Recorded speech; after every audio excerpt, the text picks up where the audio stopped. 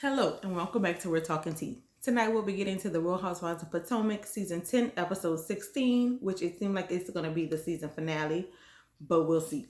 So our drink of tonight is called Perfectly Peach. It has Crown Peach with rose peach syrup with Lipton peach tea and lemonade. It is so delicious. Like if you love peach, you will absolutely love this drink. So don't forget to like, subscribe, and turn on that notification bell so that you do not miss out on the next time that we talk tea. So let's get into this episode. For starters, immediately we went back to the Colorado trip with the girls being at Kimosabi. Giselle immediately went into why what is with Angel always having to check in with her man. Bobby. Baby, when your husband, the pastor of the church, was slinging pipe all over the congregation, you was checking in. That's why he was able to do what he was doing and kept tabs on you, because he knew where you was and what you was doing, because you was checking in. There is nothing wrong with a wife choosing to check in with her husband about her whereabouts or what she got going on. I'm just saying, it is what it is. Then they they all went back to the hotel, the Four Seasons. The ladies decided that they were going to sleep, but it was a whole bunch of BS. It was a long ride back to the hotel. Then the girls was having girl talk. They decided to create a song. The song ended up being about the water being cut off, all that good stuff. A hot mess. Then I have a feeling when Kay mentioned how I'm going to get my things, I feel like the girls was going to end up going back to the house, and that's what they did. When all the girls woke up the next morning, Kay, Tia, and Angel was gone. And come to find out, they went to go get their things, and it was just going to meet the other girls there for the fly fishing. Ashley and Jazzy went out that night. They went riding the bull and stuff. They had a good time. Then Stacy, and Jazzy, they were all in a car together, and Wendy was saying how she don't understand how Angel don't get along with none of the ladies and nobody have anything in common with Angel. And Jazzy was like, I have something in common with her. We have both wags.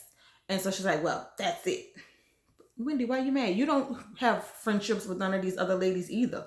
As far as I could tell, nobody really have true, genuine friendships besides Giselle and Ashley and Kay and Angel. That's it. That's all I could see.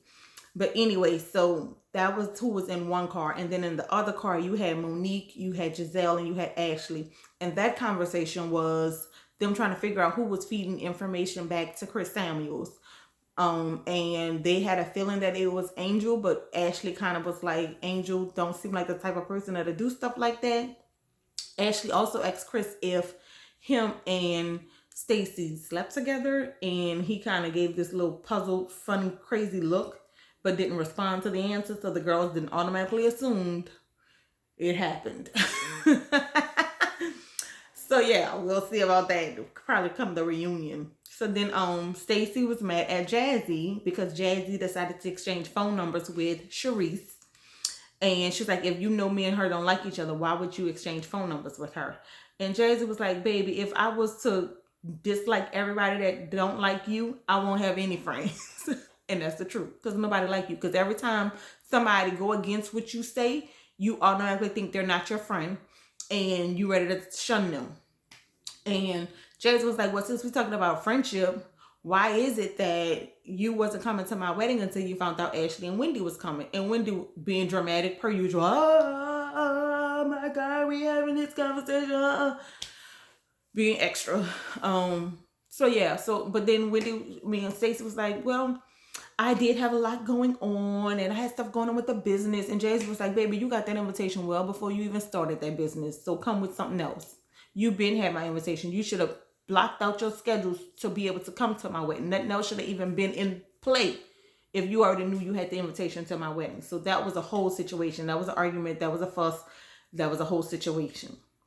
Then the girls were with the girls that was with Angel, which Tia and Kate, they ended up getting lost. They had no idea where they were. Then we had Monique and Giselle deciding, like, you know what, we're not going to be able to make it. We got to kind of find a place to go get something to eat. And so they ended up going to this hole in the wall gas station type place and finding a little table and going to a food truck and grabbing something to eat. And they had pizza and some alcoholic beverages. And they called Angel on FaceTime and was trying to find out where they were. And Giselle was like, you know what, let's just go ahead and end this. Let's just go head back to the hotel. Go back to the airport. We're going to just call it a night. That's it. It's over. It's done. And Angel was defeated. She was heartbroken. She was upset. But, you know, it is what it is. You tried, girlfriend. You tried.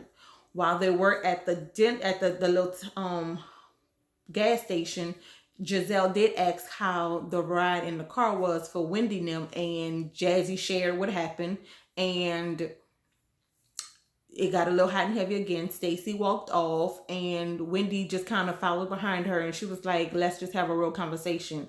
You can't be upset at other people's truth. Like, we're just being honest with you and telling you what it is. You need to not be like that. Every time somebody is trying to tell you the truth, you think that they're just not trying to be a friend to you. And by being a friend and being honest with you, that's what they are, being a friend. So that was a whole situation. But I like the fact that Wendy was able to call her out. She's like, I'm not like all these other ladies. I'm going to tell you what it is, and that's just what it's going to be. So I love that for them. But it was a good episode. This one did seem like the season finale because it kind of gave the breakdown of what's going on with all the ladies, with Giselle not winning her lawsuit against her father's will, Kay still not being married or engaged, Wendy facing jail time, Angel still living in Colorado but then brought up Potomac home. And then next week we have the sit down with Karen. So that'll be the season finale, but I guess it won't show anything with the girls at all. I feel like they could have done this season a little longer, but they didn't really have nothing going on with themselves. So that's why they just chose to end it, I guess. But 16 episodes is a lot. But yes, I'm looking forward to this sit down with Karen. Absolutely loving it. I think I might wear my robe with maybe some champagne or some wine or something next week for that sit down because it's going to be absolutely amazing. I cannot wait to hear about the Grand Dame and how things went for her. We need you back, Karen. We're not taking no for an answer. We need you back on Potomac next season. Season 11, we need you. So until next time, y'all have a good night, and I will see you the next time that we talk tea. Bye.